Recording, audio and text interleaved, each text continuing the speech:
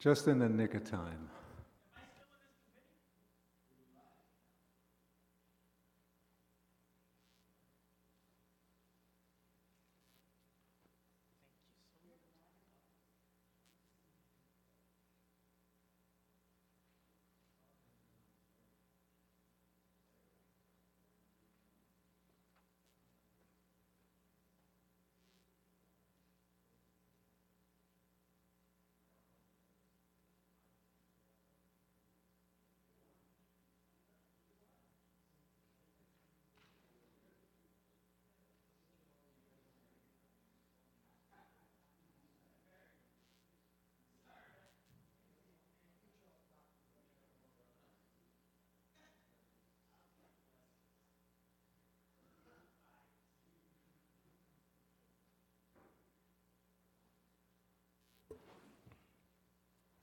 Okay, Minnie, we ready? Very well. Okay, I'd like to call the meeting to order, please. We do have a quorum. Everyone's here. So, our first item is to consider approval of the minutes of the January 3rd, 2018 ARC tree removal hearing. And Minnie tells us that the minutes are not ready, so we'll probably have to do that next time. So I wonder if I can invite one of our members maybe to make a motion that will move that to the next meeting. I make a motion that I'll second the motion. Okay, thank you. All in favor? Okay, everybody approves. Camaraderie is unbelievable in here.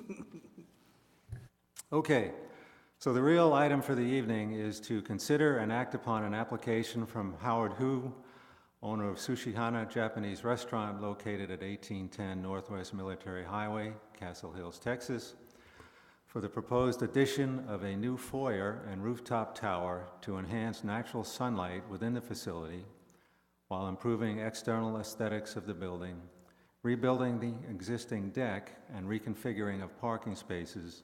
Legal description CB 5778A, Block 4, Lot 13, Castle Hills subdivision. And so what we like to do before we open the public hearing is to invite the applicant and his team to make their presentation. Good evening. My name is Marcelo Martinez. I'm the architect for Mr. Howard Hu, who's in attendance and will also be available. Thank you for your time this evening. We have a presentation on the gypsum board behind you, if you'd like to. Okay. So here is an example of all the wonderful food you can get at the restaurant. I thought we'd start there. And I'm advancing with the main button. Is that how I do it? Okay, that's a pointer. I'm going to run back.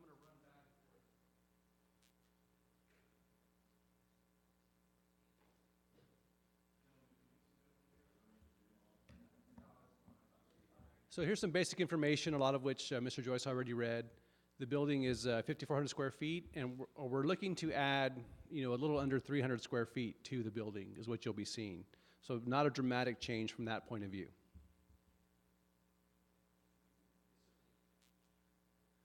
And the existing site plan, as is, the building is in the center. Zorni is on the top, military is on the right, and he currently has 53 parking spaces. In our proposal, we did a parking analysis. I walked the site, looked how does he actually use it. So he has those 53 spaces which are shown in blue. He has an additional 6 spaces that are in yellow that are what I would call double park spaces that he uses, give him effectively that number. And we are trying to add the 5 spaces in red as part of this project. And then he has an agreement with the vet clinic to the south for 17 spaces that are available every day after 6:30. We did a restaurant code analysis. He, at 1 to 100, which is what restaurants are, he would need 54, 55 spaces. So we see that we're well above that minimum required.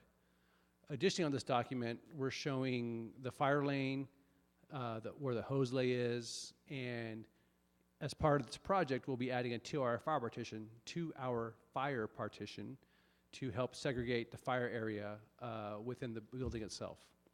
And I'll talk about that more in a second. This is the existing floor plan. The main dining room's on the top. The restrooms in the center are in blue. The front door is to the right, and the light yellow is the exterior deck. Next. So in our proposal, we will move the front door to where the deck is, so it's a new deck in yellow, and we're creating a vestibule there. So that square in the center will become the tower you'll see later. So, oh, thank you, sir. So this will be the new front door. This is the old front door, current front door, the proposed front door. And we get a chance to create an airlock, because as you know, in the Texas heat, like today, you open the door and all that expensive air leaves the building. What he also gains in this scenario is access to this part. This is the existing building that is not really used right now, but it becomes a waiting area. Right now, this is his waiting area, and it's pretty congested and uncomfortable for the guests. And so Howard's intent is to have the host here, you come in, if the dining room is full, you come wait here, have a drink in the bar, and then when your table's ready, you come here. So our proposal is not to increase seating tables, just to improve the experience. And then this dashed line shows where we're trying to locate a 2-hour fire partition to segregate this private dining room from everything else. And we've reviewed this with the chief, and he's in support of, or he agrees with our proposals, maybe a better way to say that. We're going to add panic bars to these doors. We're going to add fire alarms and strobes and this fire partition. Okay. And then this is the roof plan. Existing roof, proposed tower, and covered deck. Could I just interject with a question? I'm sorry. Yes, sir, of course. Marcelo. Just to clarify, the only thing that's new is the vestibule, is that right? The vestibule is new, and the deck is being rebuilt. So the deck is new, but it's... Well, in terms of square footage, additional square footage. That is correct. We're only adding the vestibule is our only new square footage. Thank you. So here's our existing perspective, just an iPhone shot, because phones are magical. And then here's our proposal. So to Mr. Joyce's question, this is the new piece, the tower/vestibule, and then everything else just gets repainted. Our intent is to match the existing materials. We're not trying to introduce foreign elements, so the things you have seen there, you'll continue to see, just with a different shape, but the same color red, the same white, the same sign. This tower will not have illumination. It's not going to be lit up at night. The signs will be, these two signs that are facing military will be lit, but no other electrical thing is being introduced to disturb that. And let's go forward one. Oh, and thank you.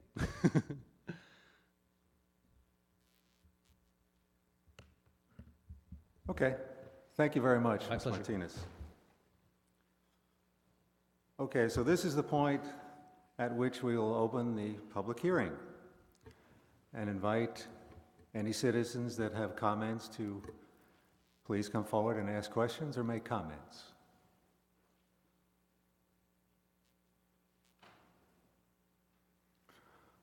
Okay, should we assume, folks, that you have no comments or no questions? Very well, thank you. So at this point, let's please close the public hearing and invite discussion of the members. Mr. Chairman, if I could start, if you can come back up, I ask some questions. So we're in receipt of the letter from the fire chief when he speaks in terms of the fire protection system, the emergency exits and those. You've read this? Yes, sir. You've concurred with everything that the chief has requested? Yes, sir.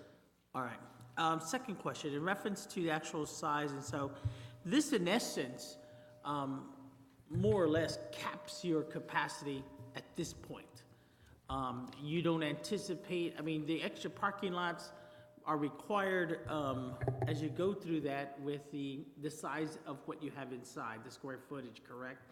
Are the extra seats, does that also maximize or fully the capacity reflective of what's the capacity? By my code analysis, we actually have, we're not going to, but he could make an even bigger building and the parking would support it. But that's not his desire. So if I understand your question correctly, you're asking, is the parking lot maxed out for the size of the building? Correct. So restaurants are 1 to 100, and so at 5,400 square feet, he needs 54 parking spaces. He has 63. That's what I thought I saw. So he has an excess of parking from the code point of view. So potentially, there's a little bit more space to match that if you decide. That is correct. Okay. I don't see that happening. But to answer your question, technically that is correct. In reference to the signage, oh no, two questions. Pets First is the organization that's right next door. Now, you mentioned they're available after 6 o'clock. What do you have weekends and other access? Is it gonna, because they're open to like 3 on weekends. Has that also So been addressed? whenever they're closed, Mr. Hughes is able to Basically, use. you have that's access exact- to And it. he actually has a letter with them, 15-year agreement, and he has leverage because they use his dumpster. There's a nice little swap, huh? The ultimate leverage. I guess that's what I want to make sure, that there was an agreement in place. Yes, That yes. I don't want to hear it later that all of a sudden they're not happy and then all of a sudden we lose. If they're not happy, their trash is just going to pile up. So- That's all I have at this point, sir. Comment that Mr. Hugh and his architect have been very forthcoming. They have had meetings with the fire chief, with a few of us on the committee, to be sure that we would allow a seamless effort on behalf of the Architectural Review Committee, and we, Jack and I, feel very confident that they have listened to all of our comments and have adhered to the chief's request for life and safety issues. And I think they're probably, if not, one of the most prominent businesses in Castle Hills, and we want to see them still be a cherished property in the city in the future. That's my comments. Thank you, Barry. Dave, any comments, questions? I have a couple of questions. Okay. What's the height of the current roof line? Currently, his eave is about 12, and the peak of the roof is at about 18. And what's the The- height of the new The tower, vestibule? which will be below all the trees, is going to be at about 26 feet to the top of that. So it's a little bit, does that make sense? Yeah, it's about a 12-foot increase. Yes, that's correct. Okay. And everything's checked out with the sign ordinance and everything on the illuminated sign on the tower? Yes, sir. On the drawing A1 or .01-2, I see a bridge that's going from the Pets First to the facility. Is that an existing bridge, or is that something that's going to be built? So in conversations with city staff here, we mentioned those 17 parking spaces, and they said, well, if you've been there, there's a little grassy median between the two lots, and so Ms. Thielen's request was, let's make it as convenient as possible and construct that little bridge. And so Howard has agreed to do that. That way, and then after 6, he's going to put signage up, say parking available next door, and then he'll take it down every day, a little sign. And then the bridge is there, but if it's muddy or something, people can still very easily park there without having to worry about. So that's the intent behind that.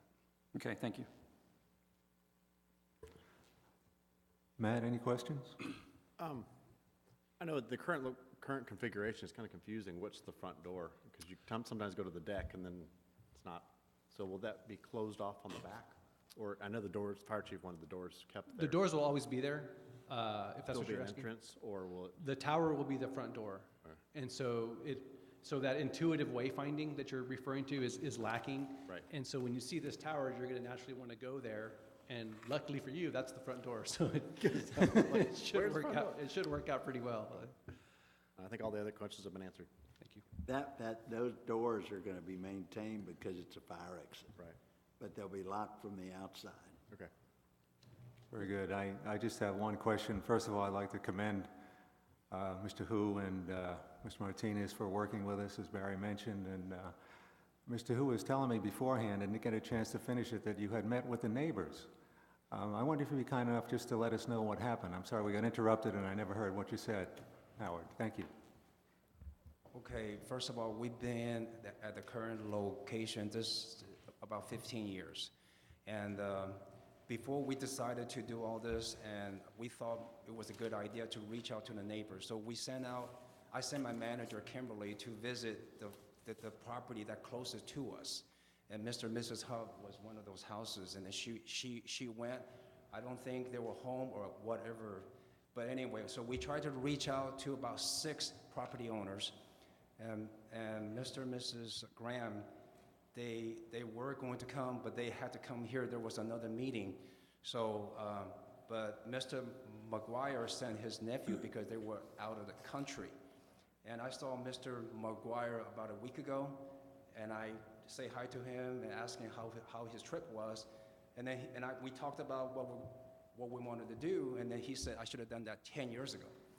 But 10 years ago, I didn't know if I was going to make it. So, and then we also spoke to Mr.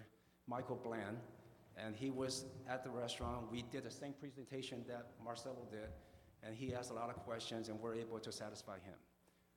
So anyway, those are the family that we spoke to. So the neighbors are satisfied? Again, the people that we spoke to, seem to be fine with. Very good.